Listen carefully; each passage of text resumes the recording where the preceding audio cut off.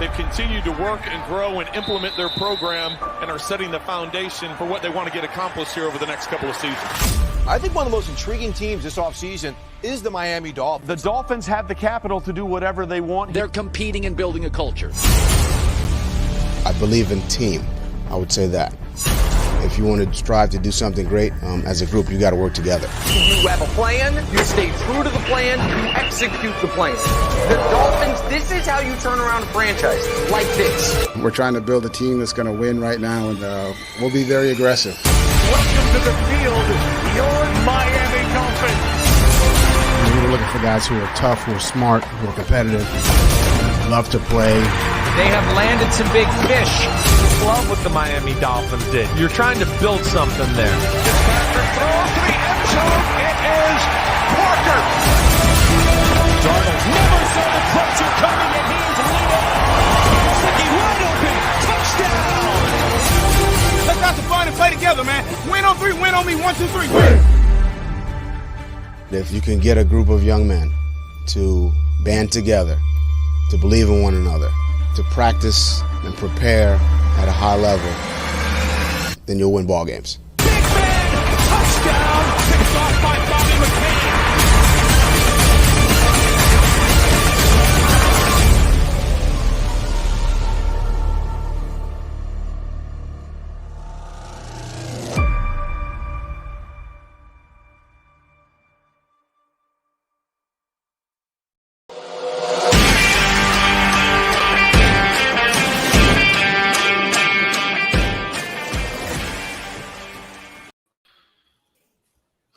What's good, Fin Nation? What is good? I don't want to say we told y'all so, me and EM, all the way back in October, but it is now September 4th, 2020, 11 months later, and I'm here to say me and EM told y'all so. I mean, let's be honest. Let's get right into it. Not only did we call Tua, not only did we call Rosen, but let's take everyone back, EM. If y'all remember the day that Jake Ruddick signed that futures contract and we were on another platform, who did you say was the biggest threat to Josh Rosen's job? And this was before Tua. It would be Jake Ruddick, and we got laughed. We got laughed at on that platform in the comment section, as well as individuals on that platform that were on the panel at that time with us. We got laughed at when we made that statement. And my,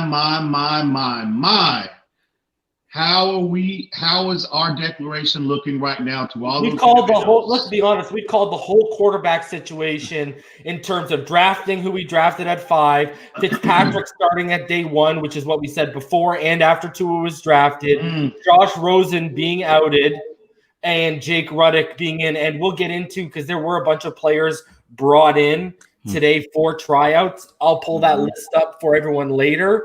Right now, we're obviously going to talk about Josh Rosen. But, guys, not only did we confirm yesterday about the COVID testing, but Jake Ruddick officially had a tryout today. So the writing was on the wall by the end of practice that it was a wrap for Josh Rosen. And just for everyone so they can see it face first, right in their face, this is when the story broke. And I apologize, I had prior commitments. That's why we're a little bit late here. But it broke at 8:26 p.m., and it was Adam Schefter. Surprise cut. Dolphins are releasing quarterback Josh Rosen, sources tell ESPN. So, guys, before I get your thoughts, here's some food for thought for all of you Rosen truthers. We could at least get a 7th for Kalen Ballage if he didn't fail his physical, while we can't even get that same for Josh Rosen. So what does that tell everyone right now about how his talent's not only been evaluated by our own team, but other teams in the NFL? Holla at your boy. Oh, and I saw y'all tonight. I just want to say it real quick. All of you Josh Rosen truthers that went to war with us, that created division, that ran your mouth, that made your little videos because we had our feet up on the couch rent-free while we were living rent-free in your head. Yo, all I got to say to y'all is this. And Let them know. Let them know. I want y'all to sit on that, and I want y'all to rotate all night long until Josh Rosen finds a new team. Because y'all caused so many problems on YouTube, Twitter, all these different social media platforms. Y'all wanted to everywhere. And what's funny is some of y'all weren't even couch scouts. Most of y'all ain't even watched film in your life. But y'all wanted to come out here and make paper bag arguments, Swiss cheese arguments, nothing but holes in it, that we continuously plucked through and killed. All of y'all, I want y'all to not only sit on this and rotate it, but I want y'all to know when it comes to that quarterback position, when it comes to player evaluation, y'all got zero credibility. And I don't care if you're a creator. I don't care if you're a fan. Zero credibility when it comes to player evaluations. Holla at your boy. That's what I got to say to all you Rosen truthers that were causing nothing but problems for over a year. Y'all were nothing but a cancer, and I wish you guys I wish I got a notification from Adam Schefter right after that all the Rosen truthers were released from the Dolphins fan base, because that would have made the night that much more sweeter. Holla at your boy. And the only one who gets a pass is Mr. Ballgame, because at least he knows the kid. At least he has a personal relationship with the kid. So he has a reason and a drive to want to see that kid succeed, even when he wasn't doing well, which Ballgame told him directly he wasn't playing well, not in those many nice words, but even Ballgame saw it. Ballgame was realistic about it. And that's someone who had a personal connection to the kid. So Ballgame, he's the only one I'm leaving out of that, because at least he's got a personal connection. All right? I'm going to give him a pass on that 110%. But the rest of you, sit on it and rotate and enjoy your night and enjoy your lack of credibility. You got no credibility. You got no respect for me. Y'all ain't nothing. That's it. Holla at me. I've been waiting for almost a year to tell all y'all that, and mark it down on your calendars. September 4th. Reason, let all y'all know what time it is. Y'all don't know nothing when it comes to that position, period. So don't ever talk on it. Just sit back and watch Tua do his thing, because it only took 2 weeks for them to realize, not only is this kid healthy, but he's way better than the guy that's in his third year. So holla at me right there, okay? And let's be honest, the reason, and on top of all this, what does it say about him? It's a COVID-ridden season. We're having 3 quarterbacks who know the coaching staff, who know the playbook, are pretty much essential. And they said, nah, we're good, Josh. We'll go bring back Jake. What does that tell you? What does that tell you? It's a conspiracy. The whole NFL is in on it. It's a conspiracy. No, you know what it is? Yeah, I know, right? For how long? You got a 4th, 5th round talent drafted at number 10, and all these people who don't watch film, who don't know the nuances of the game, were stuck on the draft position instead of the body of work that was being provided. And that's your issue, all right? And it's crazy to me that people even had so much love and admiration for this guy who gave you nothing, that they were willing to go to war with other Dolphin fans who clearly, and I'm not just talking about us because there were more people than us, but who clearly knew what they were talking about. All right? So you know what? This is a time where y'all need to humble yourselves in terms of, me and EM, if you look at free agency in the draft, the track record speaks for itself. If you look for how this quarterback position played out all the way to Jake Ruddick, track record speaks for itself. So, I don't know what else I got to say to you people. So, you little haters in the dark side of social media, whether it's Twitter or YouTube, I want y'all to cuddle each other tonight. I want you to cry in each other's laps. I want to hear Josh scream to the moon in the middle of the night because you guys are so hurt down to your core, because guess what? You know why people are really mad? You know what the truth of the fact is? Right now, pretty much look at our evaluations. Whether it's free agency, the draft, the quarterback position, we got a pretty good track record with lining up with what the Flores regime's evaluations are. All right? So it's deeper than that.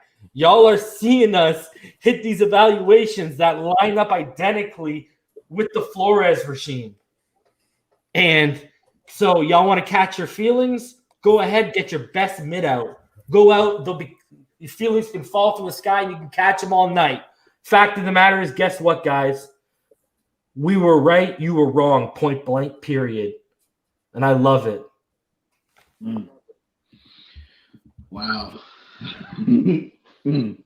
Hit that like button. Go ahead, Abbott. Hit that like button. Go ahead. I'm gonna need a minute. Hit that like button because we were right. Hit that like button. Go ahead, Abbott. I'm gonna need a minute to gather my thoughts. Go ahead, Abbott. Well, you know, at a certain hit the like button. At a certain point, you know, you have to stand on the side of facts, and you have to stand on the side of the tape. More importantly, especially you talking about football. And when you see a trend, particularly in a quarterback, when you see a trend where the issues are mental processing, it's not physical issues, it's mental processing. And you see over time that these issues keep occurring, yet you want to attach yourself to the draft status and say, he was a top 10 pick. What do you mean he can't win out in training camp? He's a top 10 pick. What do you mean he's not going to challenge for the starting quarterback position? In a league where you can get a 7th round pick for Charles Harris, in a league where you can get a 7th round pick for Kalen Ballage with 1.8 hamstrings, how in the world can you not get anything for Josh Rosen? This is, and we've noticed several times, you know, the Dolphins regime has said, you know, if you're going to come in here and you're going to consistently lay down bad tape or consistently have bad performances, there's a much bigger thing at play here. You see, Flores and Greer's relationship, it goes back very deep. It goes back to the 90s, 20 years deep. When I say that they move connected and they are one, this is what moving connected and being one looks like. When the call comes down that we need to do what we can to not put out any negative perceptions of him during training camp, when the time comes where the eyes are on him and it's not looking so great. And I want to preface some of this because nobody here has seen any significant training camp footage. Nobody. But from the reports, a third-year veteran should be able to beat a rookie, regardless of the draft position, because draft positions they don't pass balls. Draft positions they don't run for yards. It's about the performance. And when you look at the tape and you get consistent performance, it tells you something. You have to take that into account.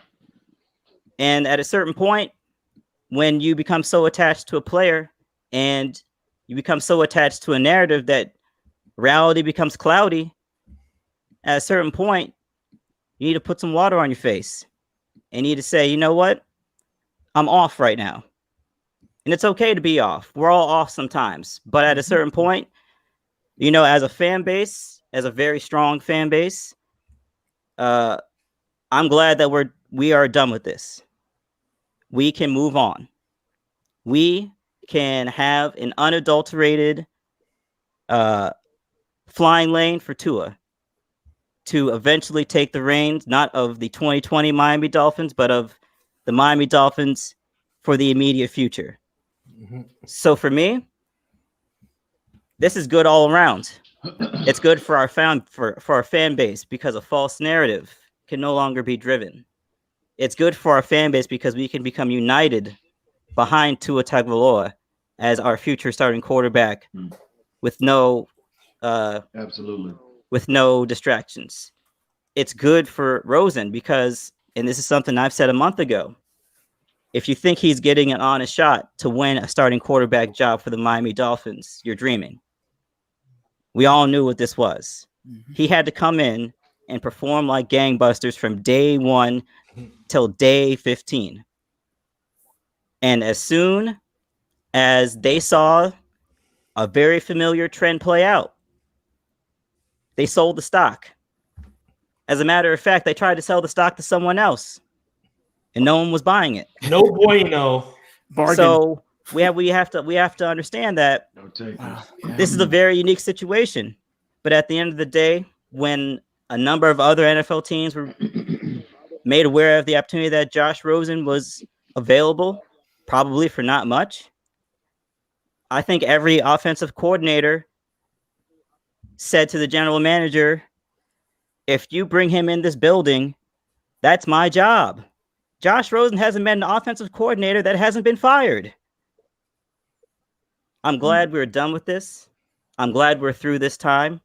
But now this is a time for our fan base to come together, for us to understand, all of our fan base to fully understand what our future is and understand how bright our future is.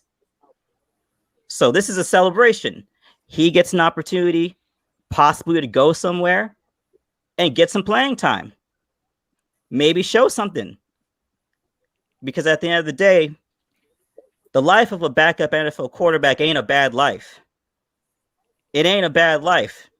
There's only 32 jobs. There's only 32 jobs. And, you know, he's shown that he's not best suited for that job. But you know what? That does not mean that his NFL career is lost.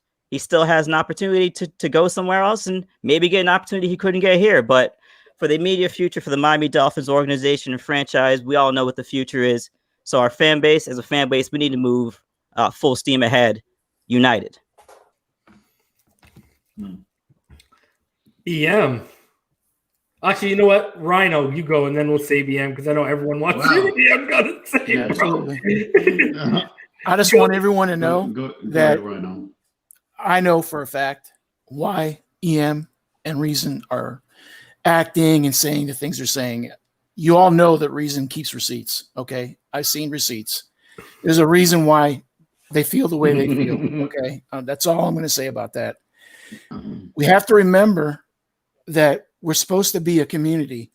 But when you have whispers out there saying that this quarterback is playing better than this quarterback, and it's not supported by the known facts, there's going to be an automatic division created in our fan base. And it seems like to me someone that does that is purposely doing it. I don't think that's the right thing to do. That's their prerogative. I'm not going to judge them over that, but that is what was going on. And we need to move on from that and realize that everyone had their motivations. Some were for the team. Some were for their own personal stakes in predictions. And I hope we understand where that is. And I hope that those people learn from that and they move on themselves.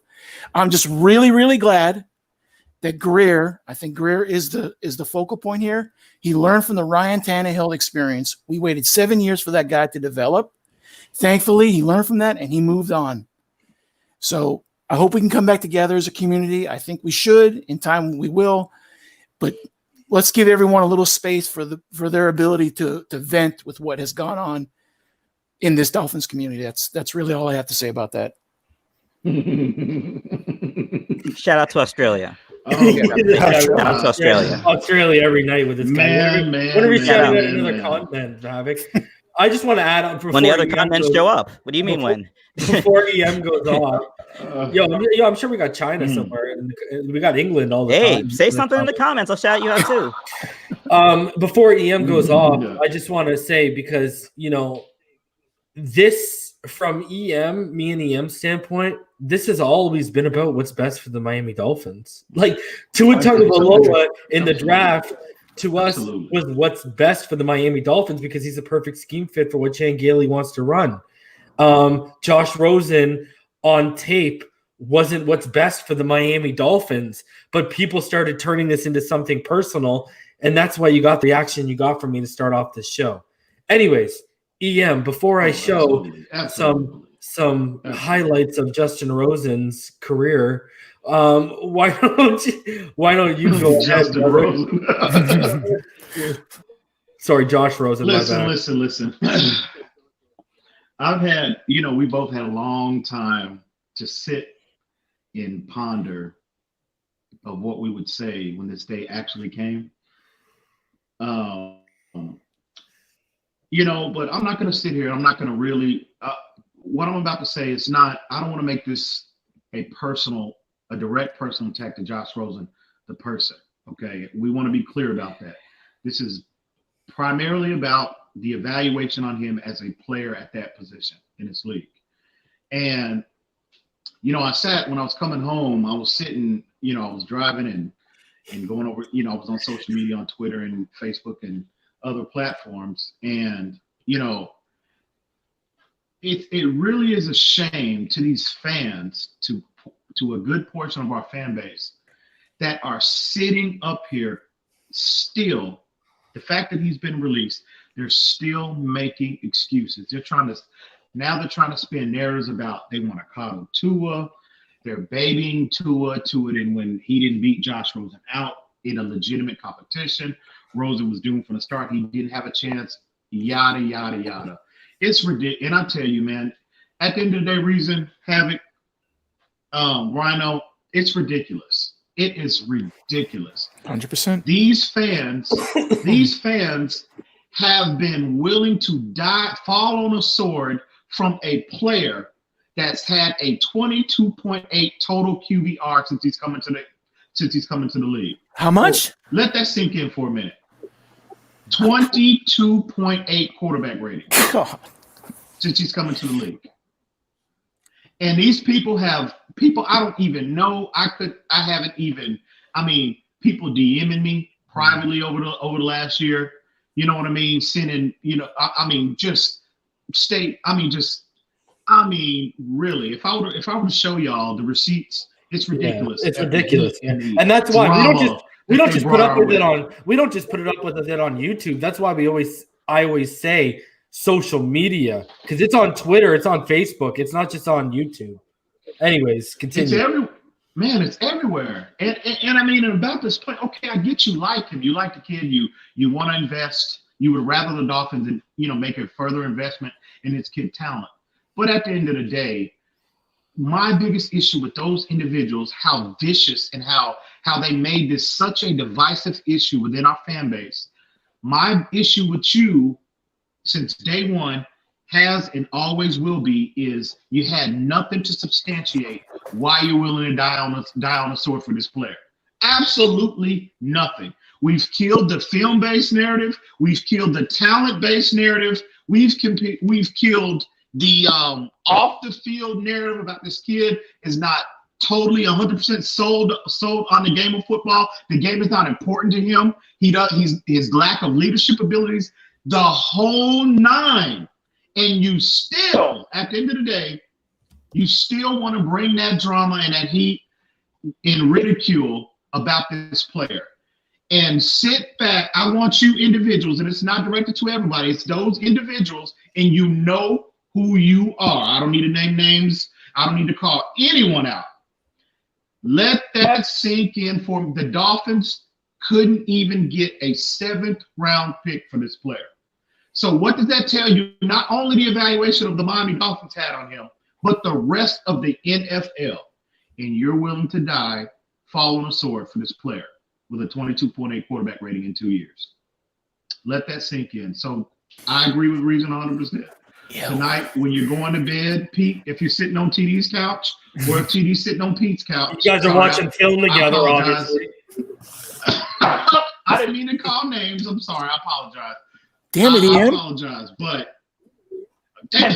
all of y'all, ball game too, because now this is where Reason I part way. I'm not giving ball game a pass because I've got the receipts, the private text messages, the public ridicule, the everything that ball game, all the pushback that he brought about this flawed player. At the end of the day, this is addressed to him, TD, Pete, everybody that missed on this evaluation about this flawed player. Put that L on your chest tonight, please. Take the L and tattoo it on your chest. You missed on the evaluation. It's time to move on. Admit it. You missed, and it's time to move on. And Havoc, I agree with you 100%. This is Tua Tagovailoa's organization. He's the face now. It's time for us. Well, to be honest with you, I don't give a damn if we come together or not. I'm on that Tua train. I've been on that Tua train since day one. Y'all don't have to come on this side of the fence if you don't want to. Stay over there and cheer for Josh Rosen or whoever you want to. Oh, yo, we said that. I don't give a damn whether we unite or not. Me and you said that when we drafted Tua. We told everyone before we drafted Tua and after we drafted Tua, all that didn't want him and all y'all that wanted Rosen. And this kid starts popping off, stay on that side of the fence. Go follow Josh Rosen's career. All right, go become a team of whatever. Go become a fan. You guys obviously love this kid so much. Go become a fan of whatever team Josh Rosen is on, because that makes more sense. Because you know what? Other than that, bro, EM's right. Y'all got to eat those L's, man. Y'all are eating those L's tonight. Take it. Oh, no. L's in the face. Take it. L's in the face. L's in the face, baby. Right there. No. Catch them L's, baby. Take it. Get it tattooed on your chest. Tattoo it on your chest. No, never mind that. I want y'all to get it tattooed on your forehead. So hell no. Y'all not getting y'all walk around. Hell no. Hell no. They're not getting off that. They can sit back for a year with the consistent ridicule, and you expect us to not, to not want payback? Oh, hell no. Take that L. Please, all of y'all, you know who you are. Take it. Eat it up. Eat it up. No. But anyway, let me calm down and regain my composure. But at the end of the day,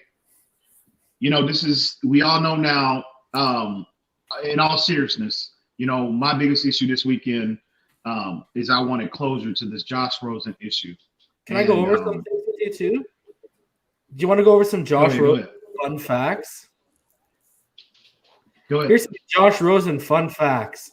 On 145 tight window throws since 2018, Rosen has gone 35 of 145 for 487 yards, 3 touchdowns, and 13 interceptions. His 3.4 yards per attempt ranked 28th among 32 qualifying quarterbacks, and his 10.6 passer rating sits at dead last. Oh, my God. Josh Rosen is just one of Josh Rosen is one of just 4 quarterbacks with 500 dropbacks and a turnover-worthy play rate greater than 5% since 2018. Because 2018 is the year he came into the league, guys.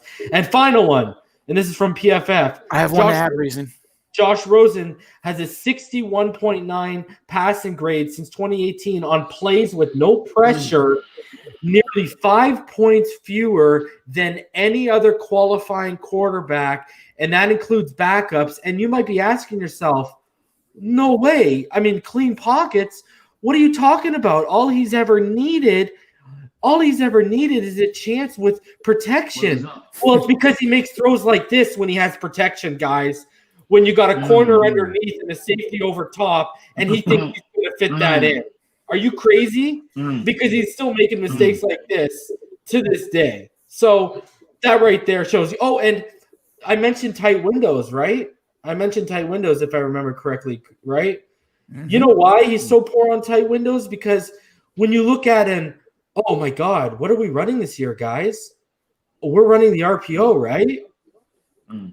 When you look at an RPO style play, which I always tell you guys, what's the number one thing that for a quarterback, you got to be a good, quick decision maker, right? I always stress that because not enough people talk about that. So when you look at a tight window throw in an RPO, this is what you get from Josh Rosen. An interception on Quentin Dunbar, he's just hanging there waiting to jump the route, and Josh Rosen doesn't identify him. And the thing is, what I've said to people is, see, what you've got, if you look up here, usually RPOs are going to have a little screen route coming out the left side, a little underneath route because it's usually slants, mesh, or little in routes, right, that come out of the slot. And then you usually have another route that comes out of here, your check down route. For one side, if you're going to that one side. But the thing that's taken away from here, if he didn't like what he sees here, and you guys see the pressure coming along the side here, if he was athletic enough, he could move. He could make something happen on that play. Exactly. But that's what happens when you have a statue Exactly. who's not a good decision maker running an RPO right there. That is your result. Exactly. Okay? And guess what? If you're going to make that throw has to be on the back shoulder away. It's got to be more towards the 30 than on the inside. It's got to be outside this hash you're seeing here, not on the inside, because the inside, that corner's got leverage. On the outside, if you put it over here on the outside of that hash, only he could make a play, even if it takes just one hand, the receiver. Okay, so that's still putting the ball in only a position where your receiver. Putting it on the inner hash when you got a corner hanging, ready to jump that route, that's a bad decision. That shows he wasn't reading the middle part of the field, which we've talked about so many times. And there's your problem right there. So if you're going to make that throw, you got to make it towards the back shoulder on the outside of the hash, not on the inside of that little faded hash. It's got to be on the outside of that faded hash. And quicker. And quicker. Yeah. I mean, it only goes to show, it only goes to show what I think we've all known. And I think the main issue is you really don't have to do a deep dive. I mean, it's pretty much all on the surface.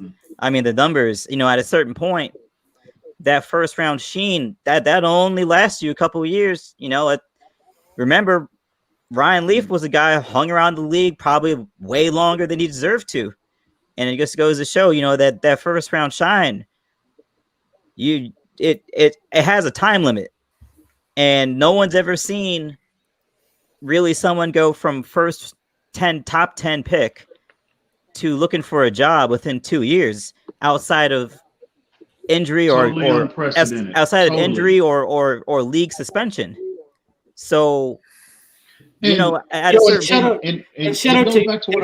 to the great Fins fan with the $5 super chat donation. He says, shout out to Phinside the NFL. I rock with you guys all the way. You guys are not cut from the same cloth as other platforms. Always keep it 100. We appreciate you, homie. I sent one earlier. I sent you $5 to pay for the bus ticket. Did you really? Yeah, you missed it? Shout out to Rhino for the $5 bus ticket for Josh. Shout out to the homie. Yeah, right. Josh, you just paid your $5. Yeah, man. At the end of the day, actually, Arizona Cardinals are probably paying for the ticket. It's totally unprecedented. The most telling thing about this Josh Rosen story, and that should clear the picture up for people when you're talking about, if you're on the fence about this kid's evaluation. Hopefully, 2 organizations moved off of him in consecutive years. 2, not 1, but 2. That tells you everything. I listened to Strong Opinion Sports, his video, and that's 3 videos. He put a video out about Josh Rosen a couple months ago. 3, well, yeah, it was the 3rd one though, and he had to make 3 videos about. At the end of his video, he summed it up best. Great video. Yeah, 3. And he basically said the exact same thing. He said that is the most telling issue about Josh Rosen. 2 of them. So I don't understand. Again, I never understood, the infatuation with this kid, with the intrigue with this kid. And again, I said early on, I was on a different platform trolling this individual, and I told him, and this applies to everyone, not just him. Learn to watch film. Learn to sit down and really learn how to watch film, or put yourself into, in front of credentialed individuals that can teach you what to look for when you're talking about the evaluation process. That way, especially publicly, when you're making declarations, you don't look as buffoonish. You know what I mean? You're not going to make buffoonish you're not going to try to spin buffoonish narratives based off personal feelings. You know what I mean? So that applies to everyone. So at the end of the day, this kid, and it's not about me being right or Reason being right. Listen, what we say on this platform, our declarations on this platform speak for itself. But at the end of the day, Reason summed it up best. It's about what is best for the Miami Dolphins, and that's any evaluation about a player, anything about a scheme, anything related to this team. It always comes from the perspective of what is best for the logo. Yeah. And so let's at the be end of honest, the day, the Rosen Troopers are the ones who made it personal, not us. all of a sudden, because we had an evaluation that was negative exactly. Because we had an evaluation that was negative on a player, that means we must hate the person underneath the face mask when that has nothing to do with it. Just because we don't like the tape, the body of work, and we don't think it's going to be successful for our team, who we have the best interest in mind for, doesn't mean we hate the player. Because, hey, guess what? We also had the best interest in mind of wanting Tua Tagovailoa. And who did they end up selecting? So, I mean, clearly they've got some. We're on the same path in terms of what we see of the vision of success being for this team that the Flores regime has. And it goes, like I said, it goes all the way back to free agency. It goes all the way through the draft, and it goes through how the quarterback room is shaken out. Yeah, I mean, it's an interesting situation. I think it speaks for itself. It speaks for itself. I think particularly even just 3 weeks ago or so, there are people out here advocating for Josh Rosen and Kalen Ballage to have a spot with his team. So, at a certain point, it's like in the game of basketball, it's like what Rasheed Wallace says, ball don't lie. Ball don't lie. Tape don't lie either. And if you just believe in the tape, believe the stats, just believe qualified NFL talent evaluators. When you move off a top 10 pick within 2 years, this is not a guy you give a lot of rope to.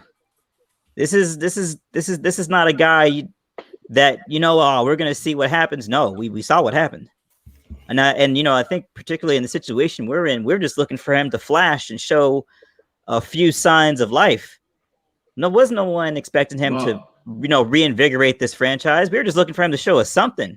And you know what I saw today? We didn't even see that. You know what I saw today, EM? Because me and you always talk about the vertical routes, the go routes, the streak routes with this guy. Crazy. PFF. I saw something today about Josh Rosen after the release. And they basically said on vertical leads and over-the-shoulder throws. That's what's up, Rick. He has an 86.2 PFF passing grade, which ranks out 15th out of 35 qualifying quarterbacks. But on all other throws, he has a 47.7 passer grade, and he ranks 39th out of 39. That's the ball game. Ball game. If Is he blowing up our phone right now? I just saw. Yeah. He's blowing up our phone. Come on, drop the link for him. You got another donation. Donation. Okay, good, bro. Thank you, because I'm not looking at this. No problem. No problem. Ricketic. Okay, so this is just $5. We need. Yeah, I'll drop the link, bro. Hold on. I'm sorry. Go ahead, Reason. Okay, this is just $5 to let Havoc know that I put the strap away. He talked me out of it. He's so darn peaceful. That's what's up, bro. You know what I mean? That's what it is, bro. He's a lover, man. I'm in school right now for learning. I'm in school right now learning conflict resolution. So you know what I mean? Is ball game in the chat? Ball game. We didn't talk about this publicly. I don't want to talk about this privately. Great one dropped in, but I don't know. Obviously, he's listening because he's blowing my phone up right now. Oh, okay. No. We need to talk about this publicly. Bring your behind on the panel right now. Come on. Yo, I don't know what you're talking about. I don't know what you're talking about, ball game, because I told you earlier that I was giving you a pass, and I never said. We never mentioned you said anything negative about Tua. In fact, we've stated multiple times on the show that when the quarantine started, you admitted on the other platform that you sat down and started watching Tua's tape, and you said, and I quote, "I can understand why EM and Reason want this kid so bad." So he must have tagged me in it, because this must be towards you, because I ain't saying anything of this. And what did I say? I said the ridicule about Josh Rosen. I said nothing about Tua Tagovailoa. Yeah, Josh Rosen. Yeah, we recognize that you watched the film on Tua and liked what you saw ball game. That ain't a question. And I said earlier in my soliloquy ball game, I gave you a pass on Rosen because you've got a personal connection. You told Rosen when he was shit in the bed. You told him he was shit in the bed. So I'm giving you a pass on that. You got a personal connection. I'm not. Hold on. but you got a personal connection to want to see the kids succeed. I'm talking to all these Dolphin fans or couch scouts who have never watched 1 minute of film that were trying to tell us, oh, he was the best in training camp. He was having a great training camp. Oh, he's this, he's that. When we were telling y'all, no, the tape does not say that. That's all. I'm talking to those people, the people who I've said multiple times wanted to die on top of the Rosen Hill. And I told all of y'all, and this is you, ball game, this is to all of y'all on that hill, that I was going to leave your bodies stretched out across that hill, bloodied, and nothing left of y'all. And that's what I'm doing, because all of y'all, and again, ball game, this isn't you, because we respect you. Let's be honest. Besides EM, when it comes to football knowledge, you were the only one I respected on that other platform, okay? And you're one of the ones I hold in the highest regard in this community when it comes to football knowledge. So that ain't in the question. But the rest of y'all, no credibility when it comes to player evaluations, and especially the quarterback position, point bank period. I'll say it all night if I got to say it. Y'all keep your mouth shut when it comes to scouting profiles, tape evaluation, all that. Drop the link. Y'all need to sew your lips shut. Sit back on the couch and watch us do it, bro. Yeah, from now on, from now on, all these other individuals. And you need to humble yourself and admit you're wrong. The first step in being a man, little boys, is being able to admit when you're wrong. You got to stand up. When it comes to player evaluation, when the grown-ups are in the front, like when I grew up, my parents used to, when I grew up as a kid, my parents used to always tell us, when the grown-ups are talking, y'all go to your rooms. Get out of the room when grown-ups are talking. And from now on, when grown-ups are talking about a player evaluations, all these other individuals need to go to their rooms. That's what they need to do. Just like children. You don't have a place at this table. If you like Josh Rosen, I don't care. This is to the people that were out here causing division between the fan base, that were like, calling names, and it was on every platform. It was on Facebook. It was on Twitter. They were just Herbert fans were the same way. This is for all of y'all that were just being divisive. That's for This Is Who. If you liked Rosen and just wanted to succeed and are an old fan, this ain't for you. This is for the people who are going out of their way to create problems and to create divisiveness and to make this personal when all it was a player evaluation. That's all it is. And at the end of the day, there's nothing wrong with Crow. If you know how to season it, at that certain point, I'm going to have to eat Crow on this whole Matt Collin thing. He might make the team. I had him pegged to work at Wingstop. Oh, definitely. Oh, just wait. Just wait. I'm going to get you too. Don't worry. I'm going to get you too. Don't worry. That's good, ball game. Don't worry. What's good? The floor is yours, ball game. Ball game. What's going on, man? I don't really have no floor. Y'all know where I stood. I'm not at any point not man enough to come on here and admit that, I got a relationship with the kid. I want to see him succeed. But hell, I've been a Dolphin fan longer than most of y'all probably combined. So at the end of the day, for me, it's about, I want to see something different. And if he wasn't getting it done, then that's fine too. But, everybody need to be pushed. Ryan Fitzpatrick ain't going to be around long. So who's going to push him? Jake Ruddick? I don't think not. However, it is what it is. At the end of the day, man, I went back and did exactly what I said I did. I went back and watched the film. I don't have no issues with the kid, right? So I'm glad you made the distinction and separated between who you were talking about, because, a lot of times people want to lump people in, and everybody got something that they want to say slick. I'm grown at I'm all the time about mine. So if I'm wrong about something, I can come and admit when I'm wrong, right? So on this one, obviously, I don't know. I'm glad to hear that. I don't know. Listen, I don't have a personal relationship with Flores and Greer, so I don't know what their decision was in regards to that. I can only go off of what's presented, and I have other people feeding me information as well. So, like I said in my text message to you guys right now, I don't have a problem coming back, because what's reported to me is what I tell y'all. That's it. And people can deal with that. It's information just like anything else. But see, I don't look as you, bro. I don't look as you at ever being wrong, because not you.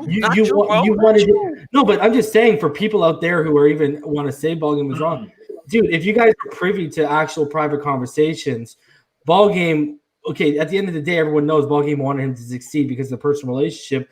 But Ballgame's told us that last season he ripped Josh a new asshole on the phone because Ballgame himself realized Rosen wasn't playing up to what what Ballgame had seen him grown up and the level he But had I don't need to at tell growing everybody. up. But see, here's the thing, though. This is where the line is drawn in the sand for me, right? I share with you guys more than anybody my personal connection with him and my personal conversations with him. I don't need to validate that to anyone else, because at the end of the day, I can decisively say for myself that my connection to this team was already seated and rooted in long before I ever even met Josh, before I even knew Josh existed. I was a Dolphin fan. I've been a Dolphin fan since I was 11 years old. I'm 48 years old. So if anybody in the chat want to tell me about the struggles of the Dolphins and tell me what we got going on and how things have been, I don't think too many people can call me out on any of that, because I've been through all of that, right? So at the end of the day, all I want is what's best for this squad. And I just believe that competition, regardless of what it looked like, at every position is something the quarterback position never had. Nobody challenged Marino when he was there. Maybe he didn't have to. But Dan Marino come around once in a blue moon. If this kid turns out to be one, man, I'm great then, because I've been blessed to see two quarterbacks that transcend the position. But everything that happened in between has been a goddamn nightmare for me as a fan. You know how hard it is to walk around every year, talking your talk, walking your walk, and then you gotta, you know what I'm saying, you gotta eat crow at the end when the guys don't live up to that. For 36 years, 37 years. See, but I do agree with Ballgame. I do agree with Ballgame's stance, and I'm sure EM will too. Competition at every, and this is why I've said, I think someone, it was either on here or on Twitter, asked me a couple of days when the Rosen rumors started yesterday. Well, what do we do? Like Jake Ruddock isn't, and I said, spend a 4th or 5th next year because we got so much capital. Bring in another quarterback. Why not? What do you got to lose? Well, look, I mean, you can cut a 5th round in terms of competition after 2 weeks. Well, in terms of competition, obviously the Dolphins felt like Jake Ruddock is going to give him more competition than Josh Rosen would, because they would have hung on to him if they did.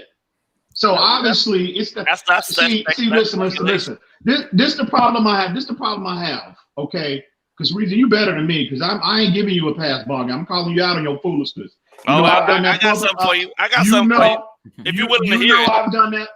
You already know what time it is, privately and publicly with me. You already know what time it is. So I've been telling you that this is nothing new to your ears. I've been telling you this for a year now. So I'm gonna call you out, as well as these other fools, on their foolishness about this player, because of the pushback that y'all brought. I'm not gonna speak for Reason. I'm talking about me, that you brought to me privately and publicly. So it's time. I'm glad you man enough to show your face publicly and take that L, because that's what you need to do right now. You need to be quiet about this player. Admit. I'm glad you admitting. You're not like these other individuals. They're still trying to spin narratives and justify their evaluation, their evaluation on this particular player. Because now I'm hearing, oh, well, it's a political game that's in play with Tua and Josh Rosen. Stop it. At the end of the day, the player, he's not talented enough. And I've been telling you that for a year now. Now, I'm not going to loop you in the categories TD and all these other fools, because you put your skates on and you slid back a little bit, about this particular issue. Well, okay? I ain't slide. I ain't slide. I just moved to the side because I hadn't at that point done what I needed to do in regards to evaluating the kid. So when I came back to the table, I had to admit that I was wrong because I hadn't done all of the research. That's what I did. So ain't no sliding. Because you ain't did nothing. Ain't nobody put me in no position to slide anywhere. I'm a grown man about that. No. When I'm wrong, you've been sliding for a minute. When I'm wrong, I can admit I'm wrong. And I was wrong about it. You've been sliding for a minute. No, I was wrong. Hold on, EM.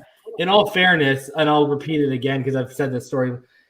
When quarantine happened, Ballgame came live for the public to see and said, I finally sat down. I watched the Tua Tagovailoa film, and I see why Reason and EM love this kid so much. He said that, bro. Well, yeah. That's why I'm not putting him in. And that's what he said. That's what he's saying. you right now. When he did the research, he didn't slide. He just hadn't watched all the tape yet. But when he watched the tape, he saw what we saw. Basically, is what he's saying, bro. But this is my issue with people with not necessarily ball game, but individuals that when they're ignorant about a particular issue.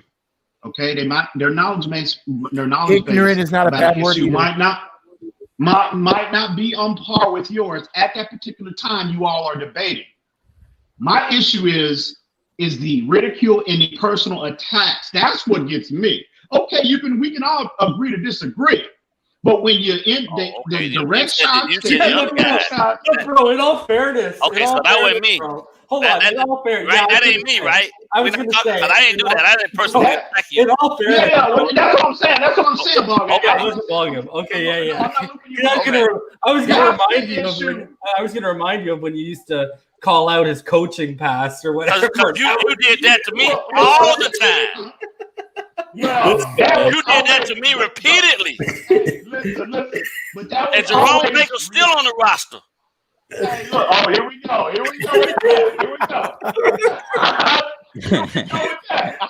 tell him about Hollins. What? Tell him about Hollins. Wait, where you putting your feet on the line and coming and saying it? I just did it. Now I need you to do it. Hey, no. Come on, do it now. We've been on here several times. I don't see him making the squad. No. So stop on the line now. I did it. You gotta eat the L. Listen. Eat the L, homie. You gotta eat the L, baby. I had to take one. You gotta take one. No. Eat the L, homie. Haven't you been here, right? Haven't you been here when he said it, right? L's a gold around. Eat it up, bro. Are y'all gonna give me a chance to respond? Can I respond, please? No. I mean, man, damn. Please, can I get a word in? Okay. What did I say when Vince beat? Please, somebody.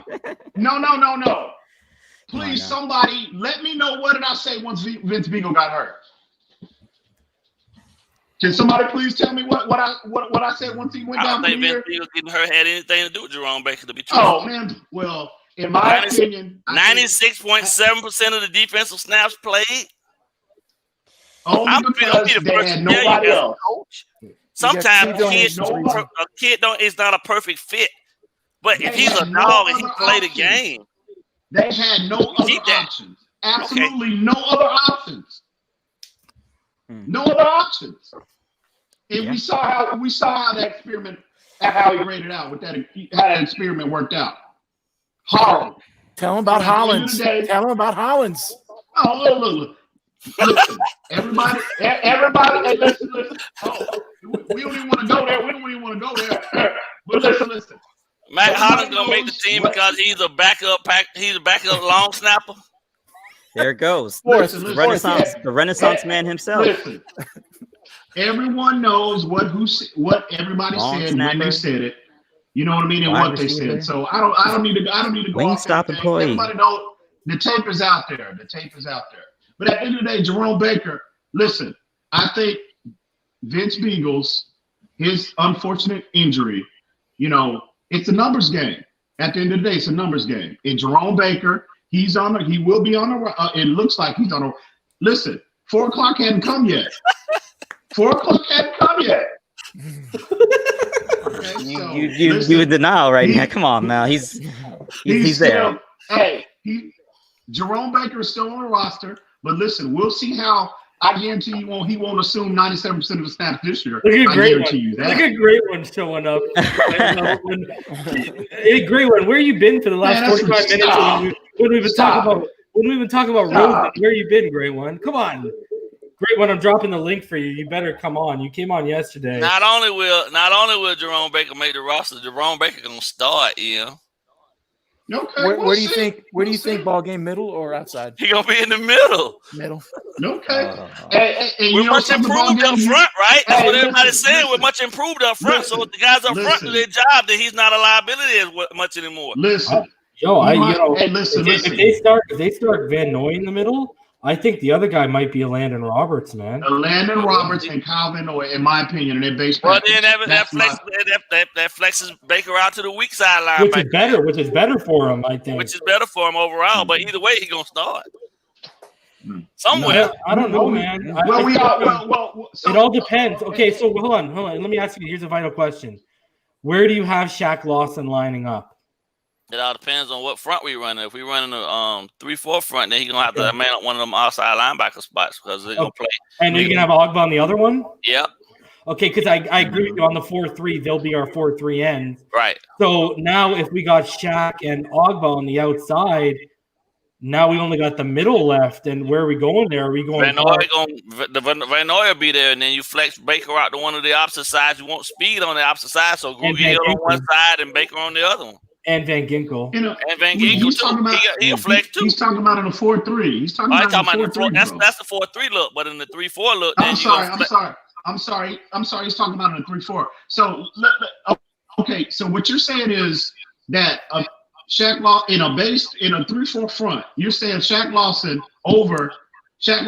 Ogba will be lined up on as a 3 technique in a base 3-4. Is what you're saying?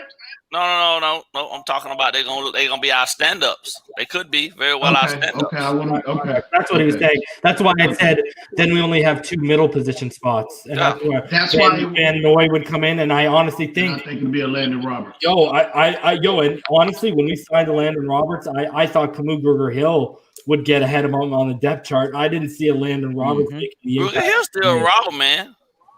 No, but listen. Hey, camp too, though, I'm telling you. Hey, why are you so high on him?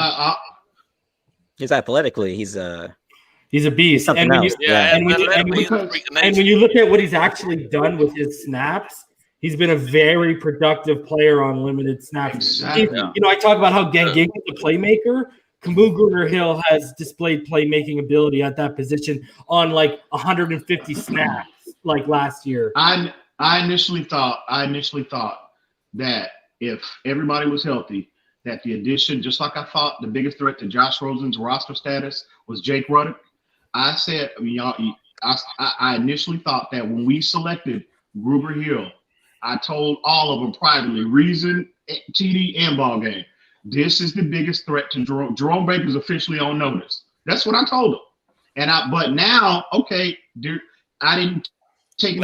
When I first said that Jerome Baker would not be on the roster, I didn't factor in injuries and all these other things. Okay, but I'm telling you, you hear the coaching staff, you hear these beat writers talking about the camp that Grugier Hill and Landon Roberts has been having. I'm telling you.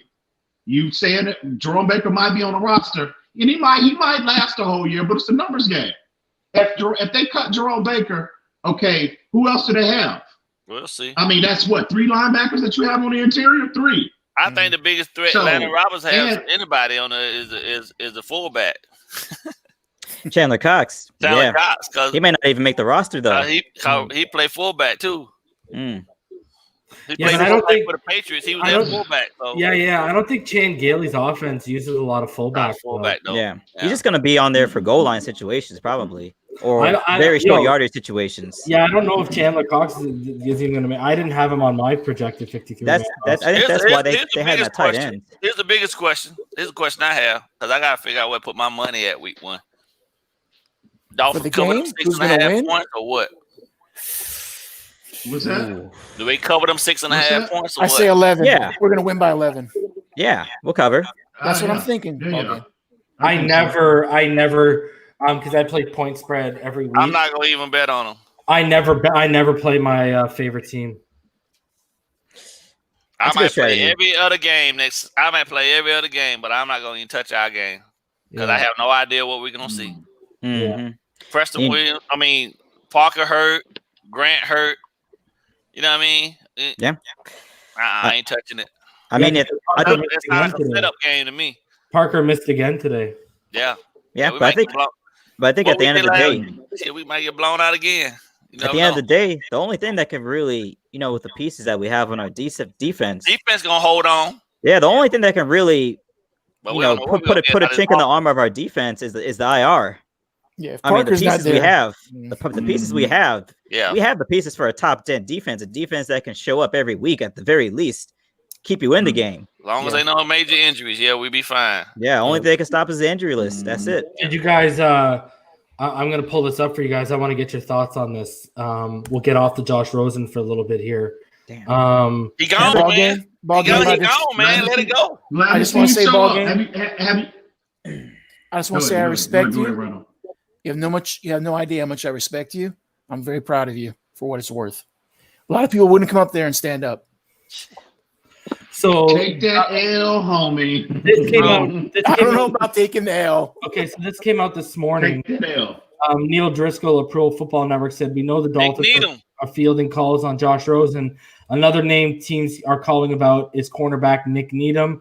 Needham has really good tape in 2019 and is buried on one of the best cornerback rosters in the league.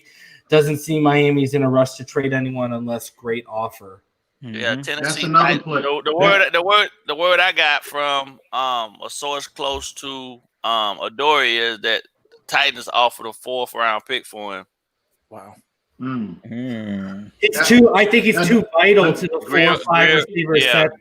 4 or 5 receiver. I'm not 5 receiver. 4 or 5 sets. They want to, they want to run too many nickel packages and such like that. Where I think he's too vital for this defense, bro.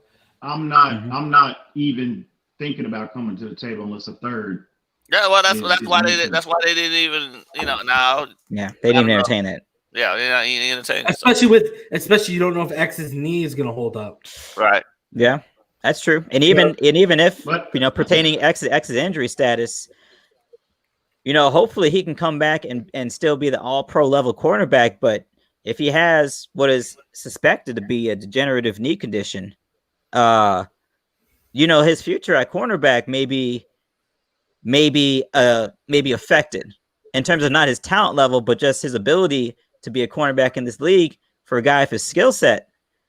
I mean, he's too expensive to be a safety, but if he can't play the corner, I mean, he's a great option.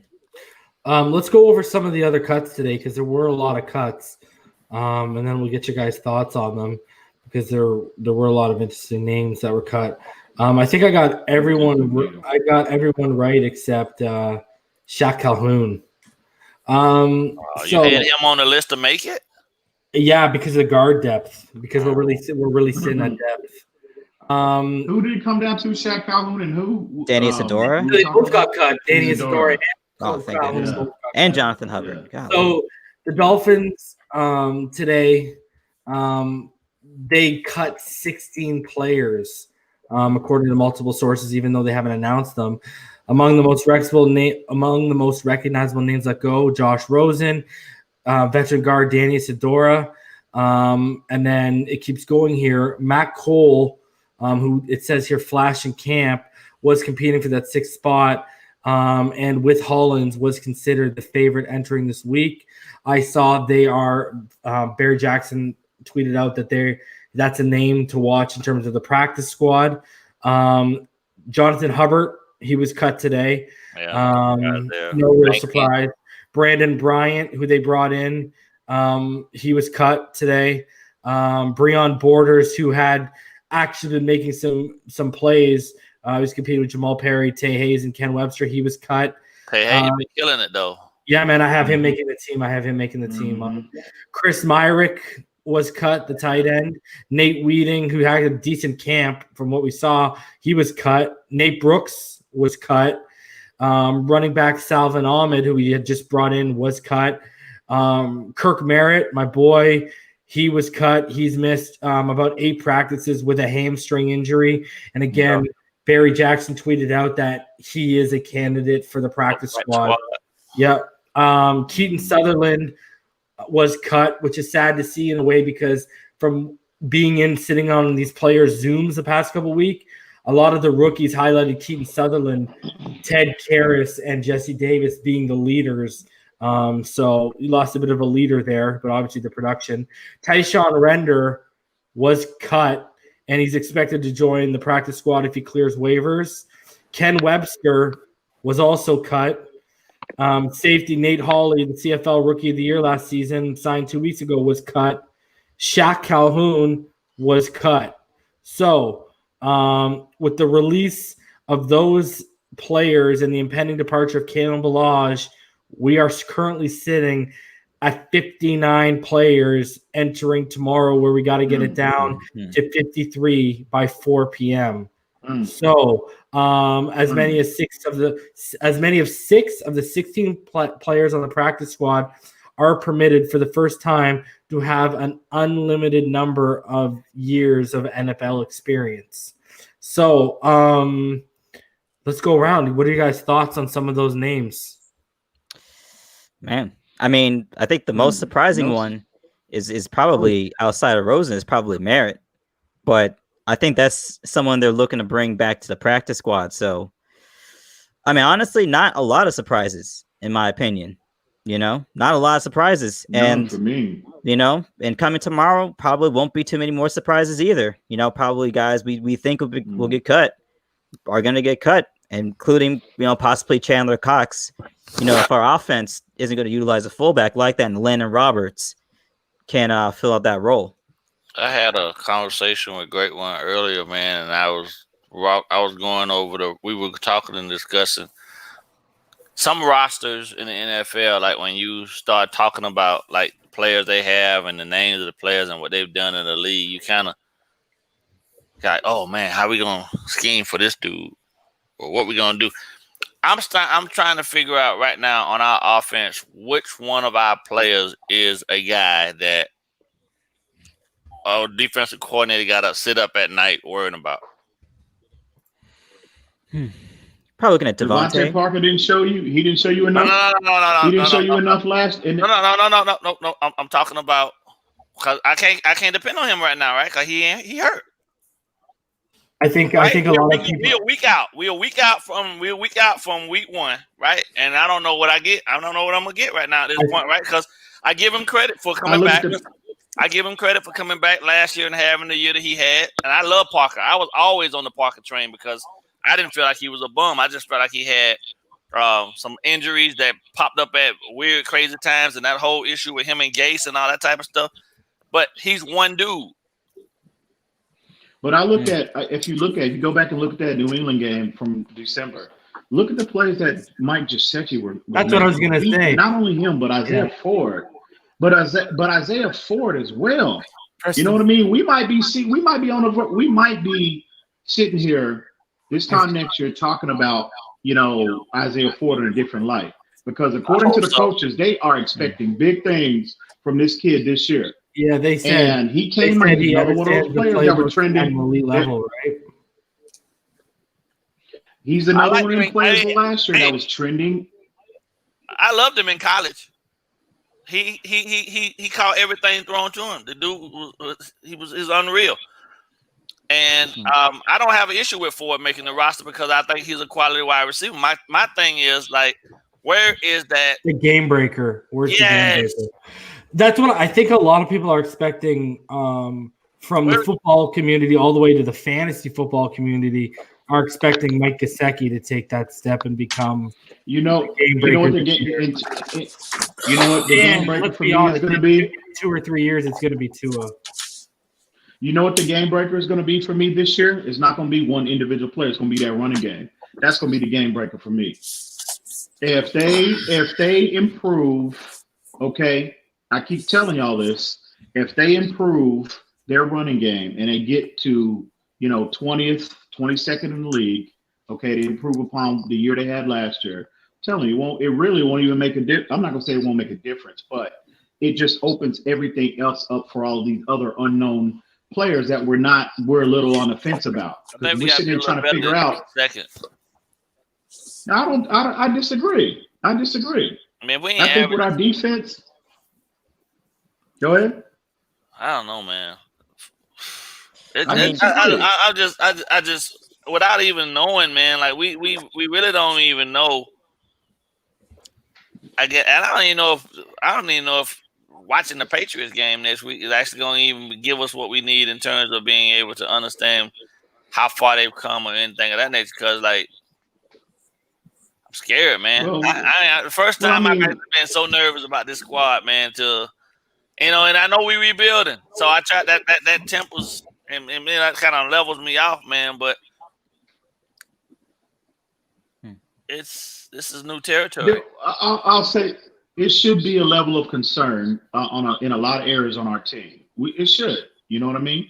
But I look at, in terms of like what you said about us rebuilding, I think we have stability at key positions. That's why there's a comfort level with me in terms of, our team, is because we got stability at quarterback. Okay. We got stability in the secondary. And I think we have stability in terms of our run defense. The biggest question mark is our offensive line. So we have tentative stability in our run defense compared to what our offense is able to produce, right? Because that's all they've been able to gauge and talk about is our defense against our offense right now. In theory, right? Mm-hmm. We'll find out what our run defense is like next week against the Patriots, who we know will run the ball. That'll be a good test early on. Yes. Right, and they have they got a good offensive line, especially on the interior. Right, we'll get a good idea just how improved this interior D line, how much they've improved, because the Patriots on the interior, they're as good as anybody in the league, in my opinion. Yeah. Great one. What's good, homie? What's up? How you How's feeling, it going, man? You okay, bro? Sorry, I missed your call, bro. My bad. No, you ain't sorry. You ain't sorry. He used them Twitter figures and sent me a message now. Oh man, yeah. I was on the phone with him when you texted him. Oh yeah, that's what's up. That's what's up. Yeah, I definitely want to hear from you tonight.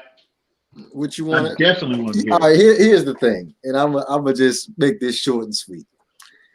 You were right about the fact that Josh Rosen wasn't going to make the roster. Now, as far as talent-wise and development, I'm not going to be on board with that. Hold on one. To this point, I'm not talking about a year from now, 5 years from now. To this point, how can you disagree with the evaluation that we put out on him? Please. That applies to everybody. Anybody in the comments? You great one. Because he's still young and he needs to develop as a quarterback, just like any other young quarterback in the league. So you want to take development time away from Tua to give it to him? Isn't that why we're competing for a job? No, there was no competition. Everyone knew that. Most people knew that from last year when he lost those 3 games. It would have to be a miracle that he was competing for quarterback 1. I think most people understood that. Maybe you all was under a rock, but what talent do we have on the team for us to be able to get some wins with Rosen under center as the quarterback? The same talent that Fitz went ahead and played very well with. No, he didn't. Don't yes, say he played did. very well with. He won 5 games. Go look at the 500. Go look at his stats. Oh man, tell me Fitz's season was bad this year. Try and tell me. Go on. I mean, he finished with the 8th best QBR in the NFL. And Josh Rosen had a 22.8 QBR in 2 years. I'm not saying Rosen doesn't have potential. I'm just saying you ask a question. I'm giving you my opinion on it. Okay. Josh Rosen is not talented enough. He's just not. He don't have. I can't remember. I can't recall when he had this massive arm that y'all referenced. Ball game and reason. I don't remember that. I'm just going by what I've seen on his last year at UCLA and as far as he's been in the NFL. He don't have this big arm. It's gone for whatever reason. Surgery, whatever. Pre-surgery. It's gone. It's not. It's gone. It's not there anymore. Well, we've said that there anymore. We've said that. We've said that. So at the end of the day, he's just not talented enough. He's just not to be a viable NFL starter. He's just not. And the quicker y'all realize that, the better off you'll be, because it's just all you're doing is get yourself upset and get your blood pressure up for no reason over a quarterback that had a 22.8 QBR in 2 years. Hey, I'm closer to him than anyone, and he's gone. So you don't want to still talking about it, man. We're talking about the status. We're talking about what. I'm talking about Sunday next week, man. Mm-hmm. Patriots. I was just answer the question. You look like you were going to pass out. I'll talk to Josh tomorrow, right? No. My own. I'll talk to Josh tomorrow evening sometime. I'm sure I will. But I ain't talking about him no more right now. I'm talking about the Patriots. Tell him to go to Tampa, bro. Or Jacksonville. Or Jacksonville. I mean, Gardner. You know what? Tell him to go sit and develop behind Tom Brady in a Bruce Arians offense. Tell him that's the best advice you can give him. Tell him to start taking his crafts more serious. That's what you need to tell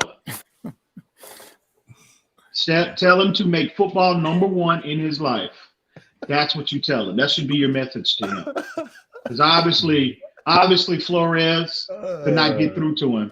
Obviously. Because you remember that report that I gave y'all last year? I shared privately with you and Tita, and y'all laughed and called it fake news. Remember that report about Flores hate his work ethic? Remember that? Yeah. You recall that ball game and y'all laughed and called it fake news. Remember that? Okay. I know. Yeah, you got amnesia now. All right, okay. I understand. You got amnesia now. How do I have amnesia? His mic is muted now. Whose mic is muted? His mic is muted now. No, okay. Yo, you're too much, bro. My mic ain't muted. No. You're relentless. No. They need to get every bit of this and then some. No. No. I just wish, to be honest, you can't lay enough on me to break me, bro. You can't. Listen. You know what though? You can't. I know we trying to refrain. Listen. I know we're trying to refrain from, calling out people's names and whatnot. But I wish TD was here. I really do. Oh my God. Maybe most of this ain't even from me, so you can't lay enough on me to break me. Maybe I would have been a bit more animated if TD was here. Maybe. But I hate to disappoint everybody, but I wish TD was here. Oh my God, bro. I want to see him. I would tell you to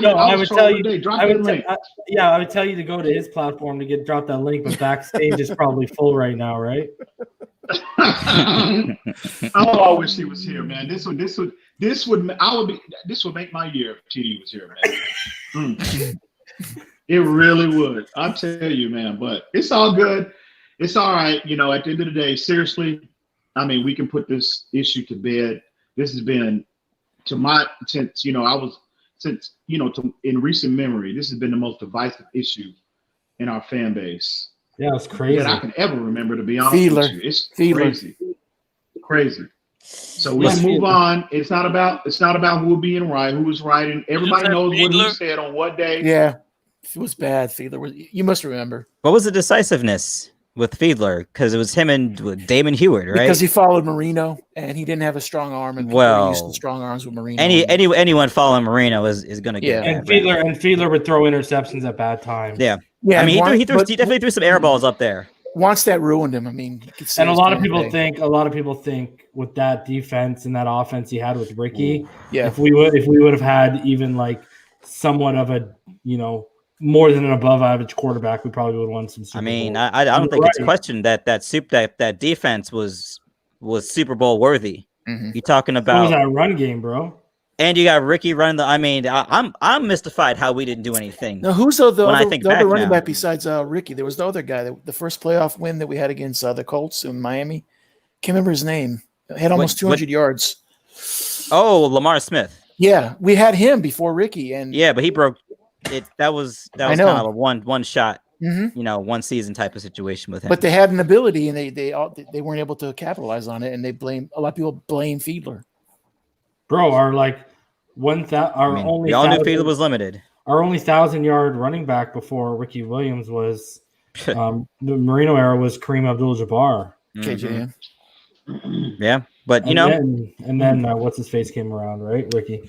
But I think in terms of Smith was in the middle. I think in terms of week one, though, I think this actually is going to work to the advantage of Chan Gailey, because we don't have, necessarily a big ticket item. I mean, depending upon where Devontae Parker is, but we don't have a big ticket item to demand the ball, so he can spread the love and kind of let the season determine who's getting what touches and who's getting what looks. So that actually might play to our advantage. You may be able to come out here with a balanced game plan at first and let the game breakers emerge as the season comes along. I think that's the approach that they're going to take regardless. You know what I mean? I think that whether Parker is out there or not, Preston Williams plays. I think they will try. They will in terms of the passing game, they will look to distribute the football. Move it around. They won't just highlight and target just one guy 25 times a game. So I think that'll be the approach. From jump. So we'll see how that unfolds.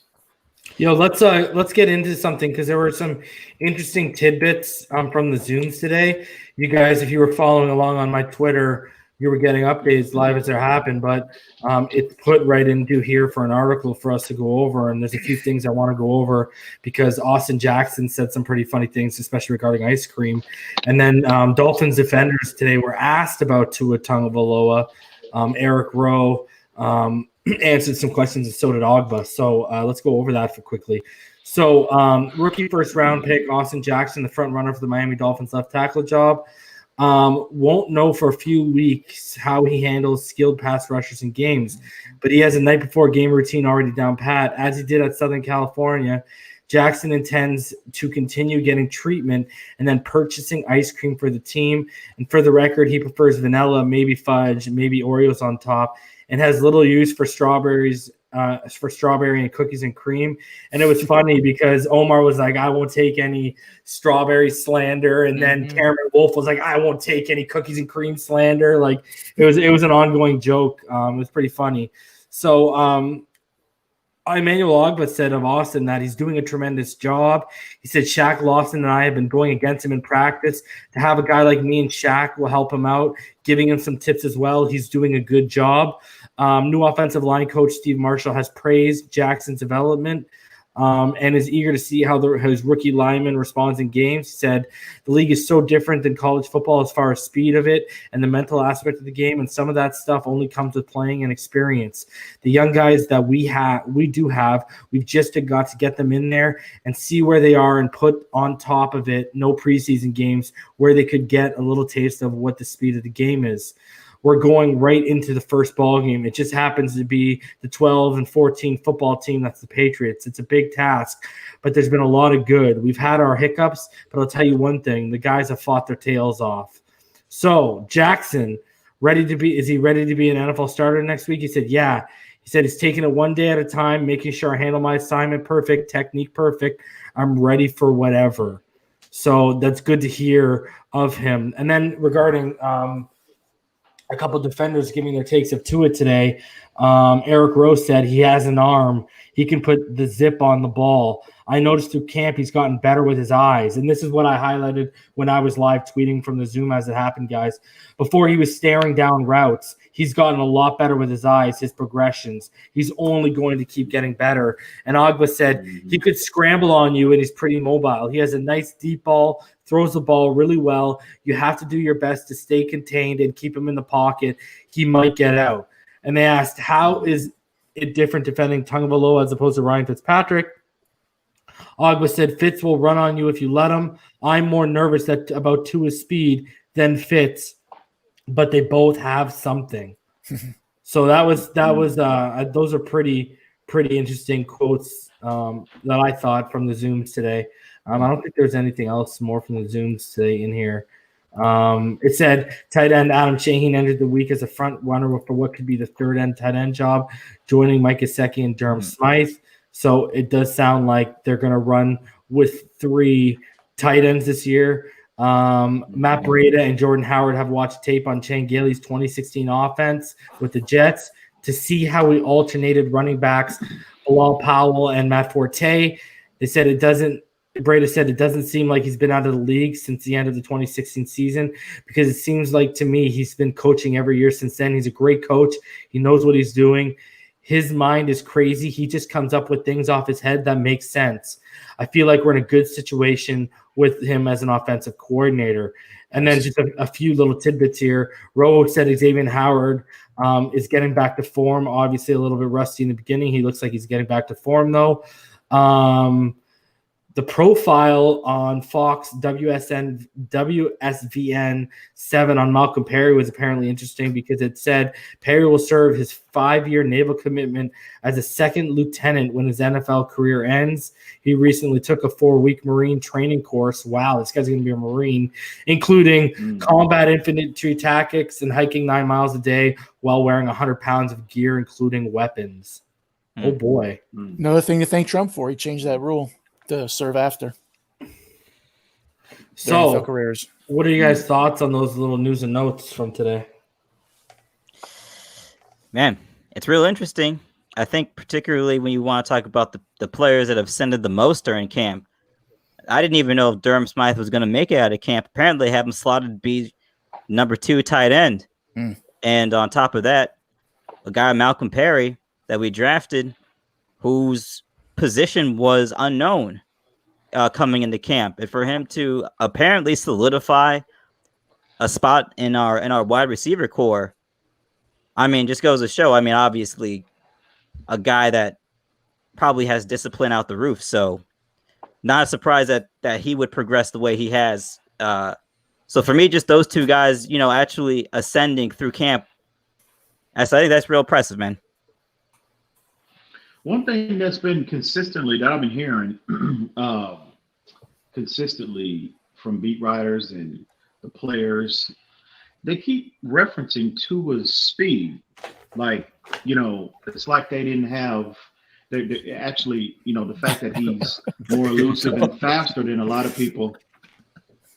What's so great one? Great one's having a commission fit. No. I'm just being, bro. Don't shoot the messenger. But they keep referencing Tua's speed, like they're surprised actually at how fast he is. You know what I mean? Yeah. And I've heard, but maybe not necessarily the hip injury. I think just his athleticism in general. I think people were underrating. I think that's an underrated aspect of his game, his arm strength and as well as his athleticism. Going into the draft process a couple months ago. So. Yeah, that's very encouraging to hear. Tua, he might be a much better athlete than we thought. But to hear them, I mean, this has been consistent since people, since everybody saw him, in person. So well, he's had a couple big runs. He's had a couple big runs on the 11-11s too, right? Mm-hmm. Absolutely. He had a 25 or a 30-yard run where he ran up the seam. And then he had a couple other where, remember, he was also bootlegging and throwing touchdowns in red zone drills as well, right? Oh, yeah. So just saying, man, don't shoot the messenger. Well, I haven't seen him yet. Yeah, me and you have talked about it because he didn't test at the combine, but me and you talked about that specifically. If people go back and watch the 2018, not the 2019, 28 game versus LSU, when Tua breaks off with a 45-yard run, he separates everyone. The linebackers, the secondary, he just blows past them and he's gone. Exactly. Yeah. And I remember some guy, not to keep beating that horse, but I remember one guy said that Tua wasn't athletic. Remember that reason? That gentleman said that about Tua, he wasn't athletic. Yeah, and he only makes one read, bro. Yeah. So. Yeah, but again, to him, I think he's a better athlete than what people give him credit for. So to hear that, and and what's the other thing? What's the other thing we keep hearing from all these people? And me and you have highlighted, especially on short and intermediate routes, we were saying we didn't understand why people were so low on his arm strength. Because I've highlighted it. If you go back to my scouting report of him back on my quarterback big board, you see the zip on the slant routes. Like you do. That's why the balls are always perfect in the perfect position because he's got the zip. You need zip on those short throws, and he's got them to fit them into tight windows over the short and intermediate level. So, yeah, man. Encouraging to hear. So I'm happy to hear positive things about Jackson. Yeah, so am I. See, I might have to admit I was wrong on Austin Jackson. I'll admit, and I was wrong in the sense of I didn't think he was worth 18. I thought you could have waited. I still, all these reports aside, I still would have taken Cesar Ruiz at 18 over him. Right. But he's looking like he's going to turn out to be a top 20 pick in year one. So, I mean, kudos to him if it translates to the game, because I said if, he was my 5th best left tackle on my offensive tackle big board. So, I mean, I'll eat crow if he ends up, I said I didn't think you would see, him get close to his ceiling until year 2 or year 3. And I highlighted because one thing we noticed was his play against power players, because he didn't have that anchor strength developed yet. If he's got it, then at his frame, with his skate-like footwork and how he slides into his pass sets and into his run sets, then he could be, I've said this before, he could be specialist. You got to clean up the hands, clean up the technique. And I said he's got to play with a little bit of a violent streak, but we saw that because he tore the jersey off Raekwon Davis, right? Yeah. So maybe he's developed a little bit of that, because you know what? I'll tell you, getting beat up by guys like, even when you win the rep, you're still getting beat up by guys like Emmanuel Ogbah and Shaq Lawson. That's going to piss you off in that heat, day after day. That's going to piss you off. So I hope it brought out that violent streak, because as long as he cleans up that handwork, as long as he develops that anchor strength, when you look at his size, his athleticism, and his feet, you could have something very good there. And him going against those guys every day, we talked about this, before training camp, that going against 2 quality ends like Ogbah and Shaq Lawson could help in accelerating, their development, not just Jackson, but also, Robert Hunt as well. So the fact that he's handling and he's been consistent since training camp started, that he's been holding his own, he's been steady, and he's been good. I mean, that's that's going to bode well for the season. Sure. But also, it's good to see that. I guess he's emerging, but let's not. I mean, I think we have to wait till the season, because at the end of the day, his most significant competition is Julian Davenport. That just goes. I mean, I knew we were hoping that did you hear Flores and do something, but let's be honest about he's winning beat out training camp. But he's winning one-on-one and pit drills, though. All right, that's the thing. Exactly. Like that's the thing. Like, you're not hearing him get tossed around like you've heard Robert Hunt get tossed around. Exactly. That's all great to hear. And did you hear Flores talk about? He went out of his way to talk about Julian Davenport. He went out of his way to talk about how much he's improved. Now, again, could that be a PR? Could that be PR? Maybe not. As our organization showed us that, oh yeah, they can orchestrate a PR campaign. Let's be honest. Listen, the PR game is always in play. PR game is always in play, always. The PR team is never not working. And he was glowing when he was talking about Jordan. I hear you, but if he winds up on this roster, if he's on that 53, obviously he's improved enough. You got to take Flores at his word. So I think you have a lack of depth at tackle, though, where he's kind of you can't really afford to let Julian Davenport walk right now. Davenport and then Davis. I mean, Jesse Davis is slotted to start. Then Julian Davenport's your only real left tackle on the roster outside of Austin Jackson. Right. And Eric Flowers. But I think Eric Flowers can't play he can't play left tackle though. We will see. But I think if they thought we have seen. You too, great one. We on will Flowers. Play, like I said, players can develop. We will see. Oh my God. He developed into a good left guard, which is we need that too. Left guard. Well, he's less than that at left tackle, I guess, is a position I have. Well, bro, as a left tackle, man, that guy had a pass rush win rate of less than 80% as a tackle in the NFL. That's so bad. Like his pass rush win rate as a left guard was like I think it was just under 90. So I mean, he's showing his little it happens, man. Brandon Streff. I've talked about this name all the time because that's my Robert Hunt comp. Came into the league as a right tackle. Who kicked him to right guard and realized he was a right guard? The same team that did it with Eric Flowers, the Washington Redskins. Mm-hmm. So that's the deal with some guys, man. They're projected as better guards than tackles, and Robert Hunt falls under that for sure. Seems like so far. We'll see. I think really there's only 2 guaranteed spots on that offensive line that we actually know who's going to start. Is Eric Flowers, well, maybe 3. Eric Flowers, Ted Karras, and probably Solomon Kinley. Jesse Davis is guaranteed. Yeah, I would say right tackle Davis. No, Jesse Davis is going to start. Yeah, Steve Marshall said he's been the best offensive lineman in camp. Start the season. We're not talking about how the season's going to end. But Yeah, Jesse Davis is definitely starting. I think it's. I thought I said that. I said I felt like Davis was our best guy.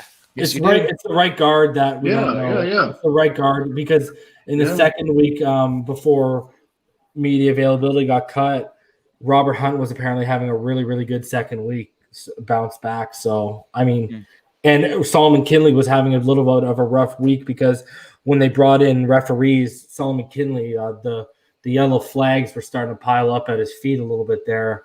So it'll be it's going to be between it's going to be between Kinley and Hunt. I think that's your only remaining battle right now. So we'll see. Yeah, we shall see. All right, hour 35 minutes, 1 a.m. Let's wrap this baby. We'll leave you for the end of the EM. Havoc, what's good, buddy? I mean, as always, it's fins up all day, every day. Shout out to Australia. It's this guy. It's good. It's good to see. It's good to see that as a community, we can understand that we are not each other's enemy.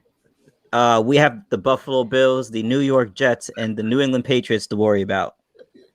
So, I hope it's just we can just all understand that all relationships, you have ups and downs, but at the end of the day, it's fins up all day.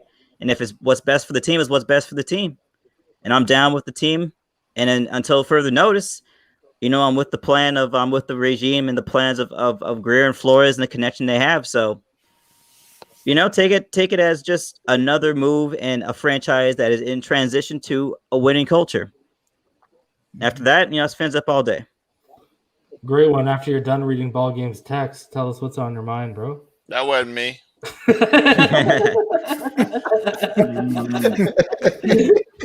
was a secretary. I already said my piece earlier. It is what it is. I was wrong about the fact that Rosen was going to be on this team for the 2020 season. Just that part, though. We will see how this offensive line pans out week 1 against the New England Patriots. Jesus Christ. All right. Ball Game, go ahead.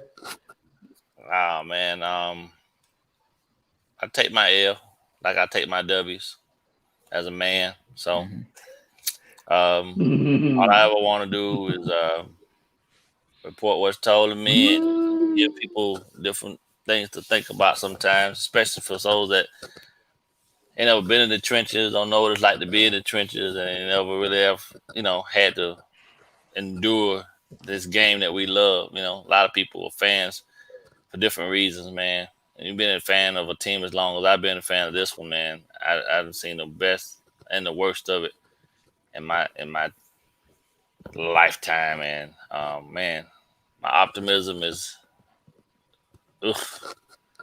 but my pest, I don't know, man. I'm just being real, man. I ain't even talking from nothing other than I'm trying to go into.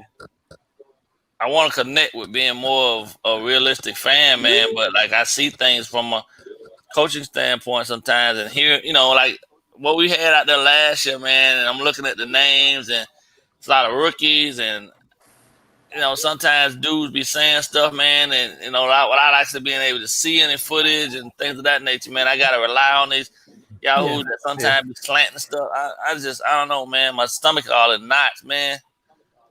Like I'm out there. I gotta go out there and coach against Belichick or something because I want this team to do so well, But in the same sense, like I keep a level of reality associated with it, and tell myself, we're still rebuilding, Kev. We ain't never been here before. So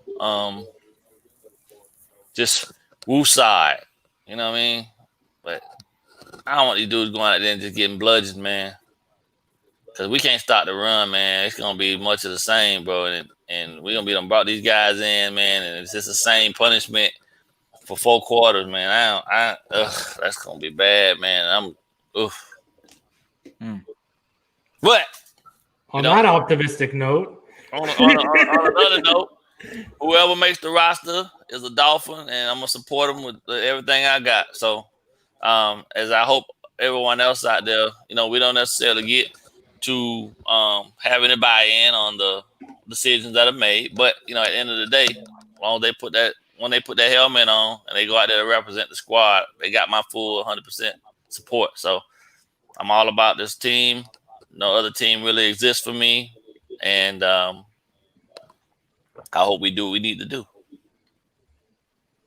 I believe we can achieve. How about that? You sure about that? You sure about that? Rhino. You sure? Rhino, what are your thoughts? I'm really excited about tomorrow. All the releases of other NFL teams, see what we might be able to get from other teams. That'll be an exciting day tomorrow.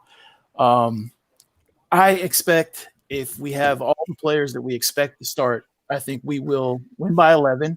I got a question. Yeah. How do I never see your face?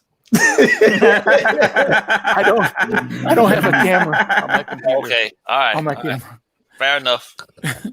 One day.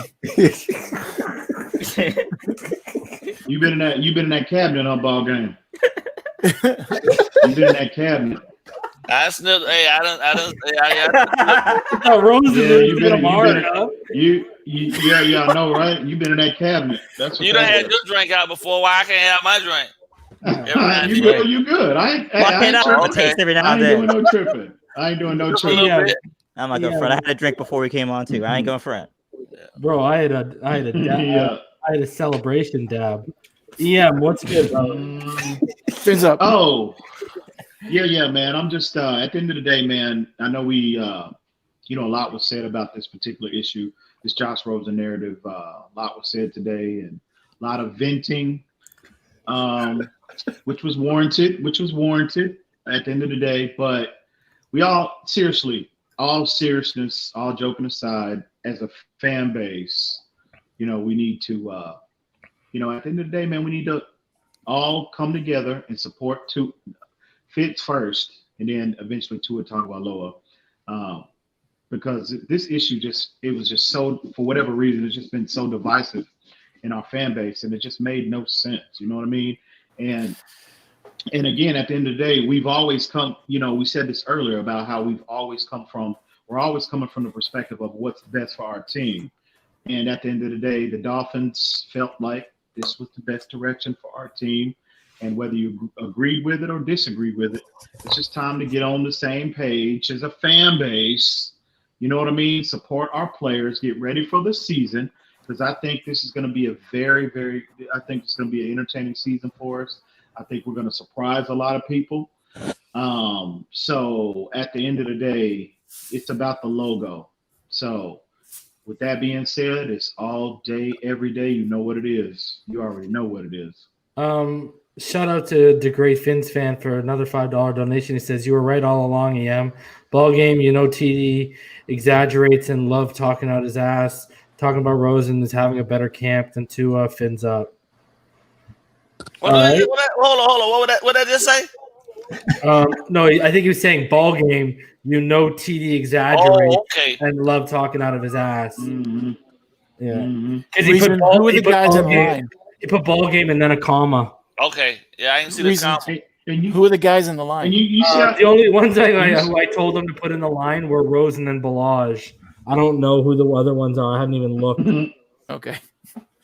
You like EM? Those look like random dudes. You like EM driving the bus? He should have put Rosen right next to me because he's sitting right in that front seat.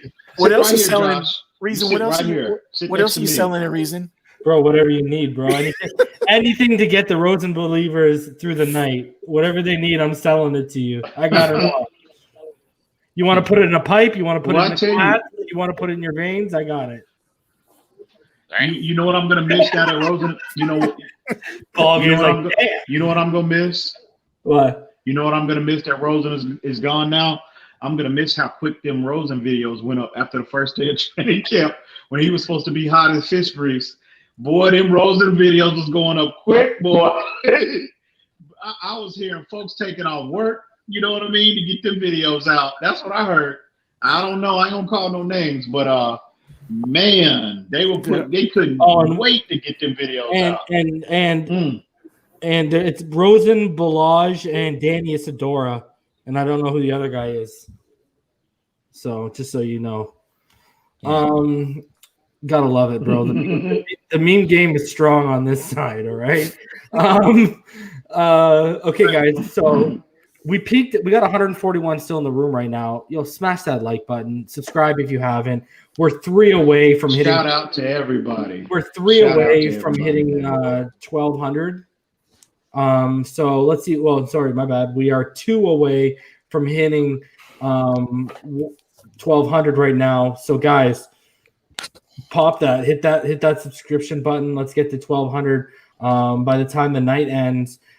Because in the last 28 days, guys, we've managed 162 new subscribers. So it keeps rolling. If you'd like to donate to the channel, paypal.me/Phinside. And we actually did have a $2.50 donation through PayPal, and it was from Joseph Sheffield. No message, but he sent us $2.51. So shout out to you, Joseph. If you want to become a Phinside the NFL Patreon, patreon.com/Phinside the NFL.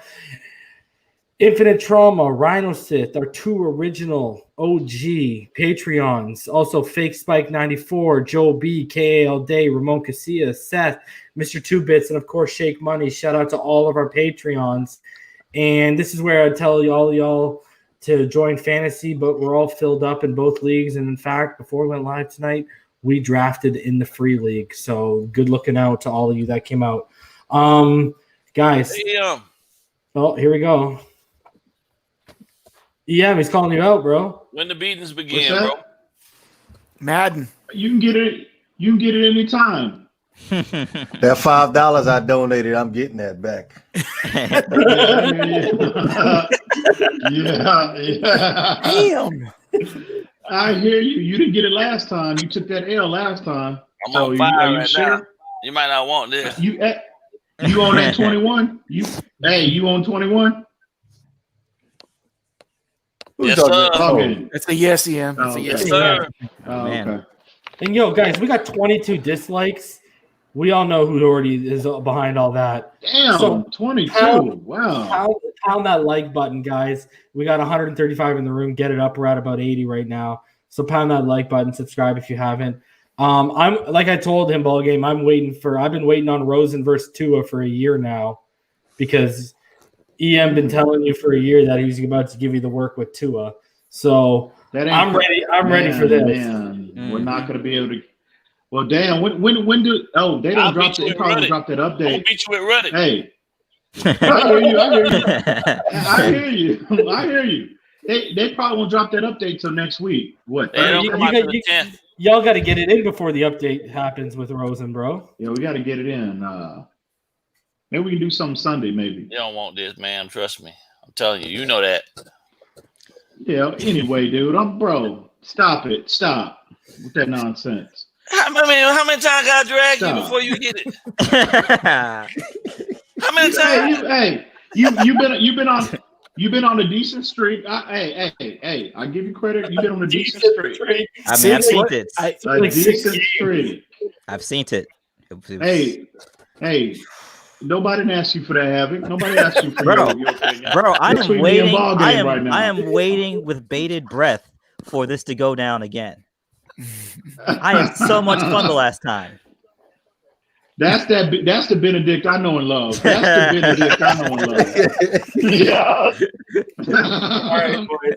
There it is. We're gonna get out of here, guys. It's Fins up all day, every day. What time you going live tomorrow? Reason? Stay safe, everybody. Stay posted. Okay. I'll keep you guys updated on if and when we are going live tomorrow, because a lot of the big stuff happened today. But I know we still got we got 59 roster spots, so we still got 6 left. And then I think on Sunday, that's gonna be Sunday is when you can start allocating players to the practice squad. Tampa Bay looking scary. Yeah. Mm-hmm.